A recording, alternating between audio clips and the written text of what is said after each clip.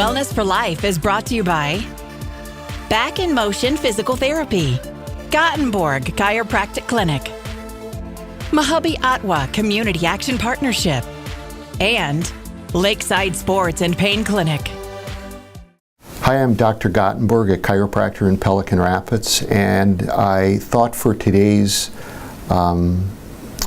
show that I would talk a little bit about a very common complaint we hear this time of the year, and it usually involves when there is overuse. People begin to pick their gardens, clean their lawns, and overuse generally involves things like wrist, elbow, shoulder, or joints below the waistline. And words that you'd probably hear from a doctor or from a friend might be the word tendinitis or bursitis, or you have inflammation in the joint. Any of those words that end in itis simply means inflammation, which is usually pain or swelling. The symptoms you'd probably feel with one of these overuse injuries would be morning stiffness or pain. In other words, you wake stiff with pain that improves as the day goes on. And then particularly with the elbow and shoulder, once you become active again or simply grasp something, you might either have pain in the elbow or shoulder. As we go on here, I'll talk to you a little bit about what we want you to stop doing, and then we'll give you some alternatives to correcting the problem. One of the first things that I would advise would be to stop the activity, because the culprit here is friction.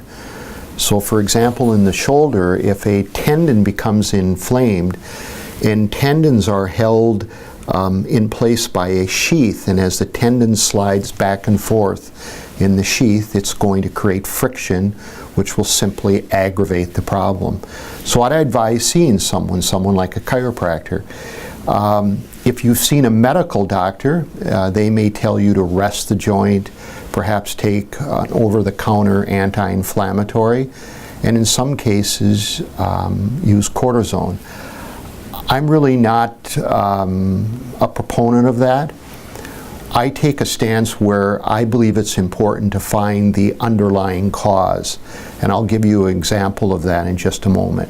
Just recently we had someone come into our office with the complaint of heel pain, and after an evaluation we found there was inflammation or tendinitis now of the tendon that attaches the calf muscle to the heel bone. That tendon is called the Achilles tendon. And there are very, very good techniques. Physical therapists use some of them, chiropractors use some of them. There are good myofascial techniques. One we use is called active release. Another one is Graston.